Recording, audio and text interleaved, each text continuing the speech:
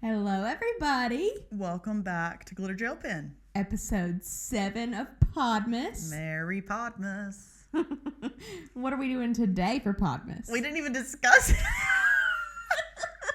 I was just rolling with the punches. I know.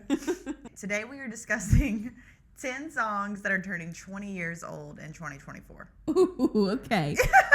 It's going to be good. This is going to hurt, I think. It's going to be fun. It's going to be fun. So, number 1 is American Idiot by Green Day. Okay.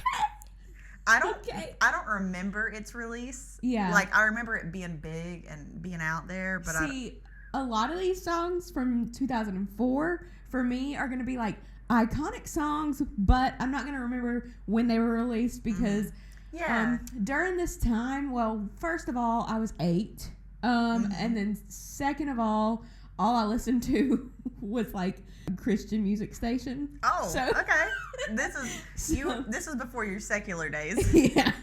So I caught on later, probably about 4 years after it. Okay. Like 2008 is when I started listening to like 96.1. Oh, okay. Things.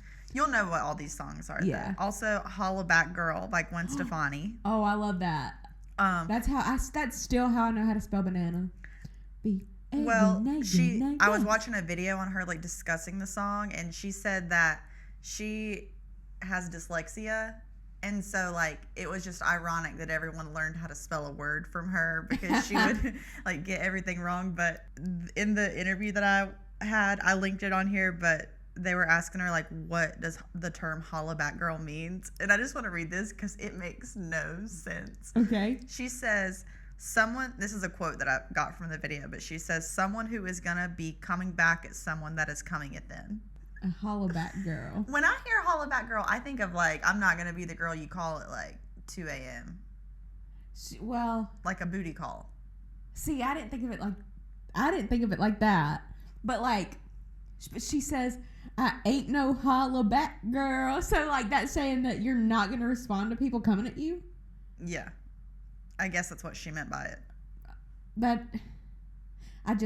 Okay. BANANAS? Yeah. I'm good. It's catchy. I know how to spell bananas. And so that's all. It doesn't have to have a meaning. The next one is Gasolina by Daddy Yankee. That Gasolina. Yeah. When that song comes on at weddings, like it's the one song that can play at every single wedding reception, and I don't care. It doesn't come on, and I'm like, God, this song. That song. My mom and stepdad owned a teen club. Oh, this is a whole lore about Jill. Yeah, they owned a teen club, and they would play this song. What? And like a bunch of 8th graders and 9th graders would be literally grinding on the wall on each other in a line to this song. I wanted to go. It's so funny because me and Jill grew up in the same town, and I wanted to go to that teen club so bad, but like you hear teen club and you think immediately like delinquent children. Yeah. And I did it like if my mom would have known it was your mom that owned it, I would have been able to go, but they were like, you're not going to the teen club. Yeah. Oh, hi, it's me, delinquent child. Another song is Confessions Part 2 by Usher. Okay. And just a fact that I put in, I still listen to Usher like twice a month at least, like this old album specifically, but there was speculation at the time that Confessions was about Usher's relationship with Chili from TLC because they dated back then. Oh, okay. And they broke up shortly after the album was released, so people speculated and like made the story that like it was actually about them, but it was confirmed by the producer that it was actually a song referencing his producer's life, Jermaine Dupri. Oh. And I feel like he's famous, but I don't really know what. Yeah, I know that name, but I don't know what he's associated with. So, another song is "My Happy Ending" by Avril Lavigne. That's such a good song.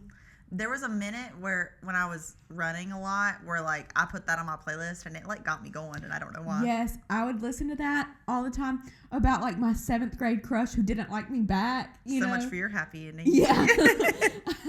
I'd be like depressed. I'd be like, let's talk this over. It's not like we're dead. So dramatic. This song was featured in the movie Bring It On, All or Nothing. And There was something so cool about like that era of movies and the soundtracks that went with them. Yeah. Like the pop punk like ish pop music that would be like in those movies. It just made you feel something.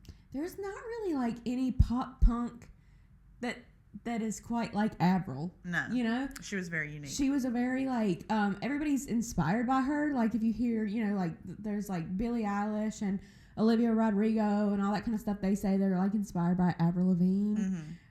But nobody quite does it like her. Yeah, and honestly, I don't even think I've not heard anybody even try to, because it's just, her voice is so different. And it was always, I just know, I would always talk about the way she pronounced stuff, and it was like, well, because she's like punk, because she'd be like. The video where she's like, it's not punk to say you're punk. Yeah. She also had like a Canadian accent, so it made it like enhanced. If you want to know what I think that I think that I'm just a rock chick. And I like to rock out. I like to throw shit around. On that video, I commented on TikTok one time and was like, I said, I'm telling my children this is Ellie from Degrassi. Why? Because it's a funny thing. Okay, yeah. Yeah, she's like, she was the redhead with like, who wore black and like all the whatever, and she like. They do kind of look alike though, like I could actually see that. And they give off that same vibe. Yeah. And that video was like the epitome, it seemed like, of Ellie from Degrassi. So it got some likes. I was like, ooh, I'm funny.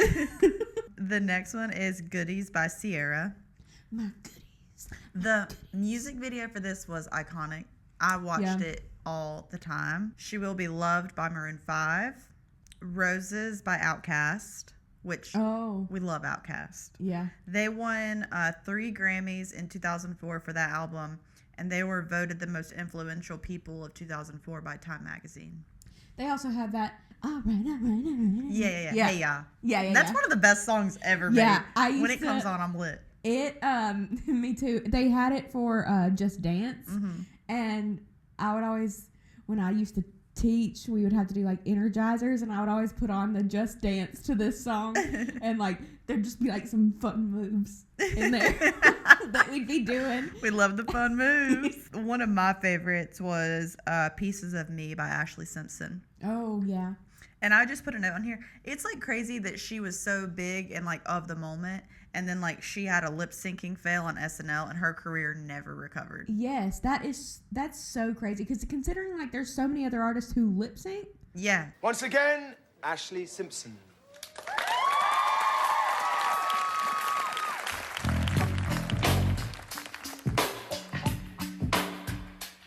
On a Monday, I am And it like, destroyed her. Yeah, I remember that was a big thing, and she literally never was popular again. I wish she would do a tour with that album, like, and do like a throwback tour, because there was a moment this year she did it. She had like a 20-year party at one of the gay clubs in LA and did like a surprise concert set of that album. I would pay big money to go see Ashley Simpson like perform that album. That would be really fun. And that, I always think about the little jig that she did when she got caught.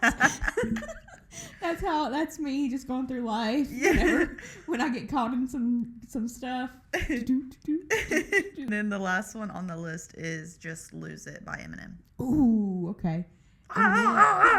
Just lose it. Go crazy. But that's Eminem, he needs, like, he is having a little bit of a resurgence, but like I like his new song. Yeah, but nothing will ever be the exact same vibe and feel as like back in the day. It was a moment for him. And he used to like call out everybody. I wish people would call out people still. Like he would say names of other celebrities and be like, well, Maddie Healy does it every day with Azalea Banks. Have you seen any of that drama? No. We're gonna have to get into it in another episode, but like I was listening to a podcast where they were breaking down the tweet conversation between Maddie Healy and Azalea Banks, and it was crazy. I didn't even know that they were like, they knew each other. They don't. They're just beefing. Oh, okay. It's funny, though. We'll have to get into that. Okay. But those are our songs that turned 20 years old this year. Yeah. So if you feel old like us, then... subscribe. Yeah. And if you don't, subscribe. Yeah. We hope you enjoyed this episode of Podmas. We'll see you tomorrow. Yep. TTYL. Bye.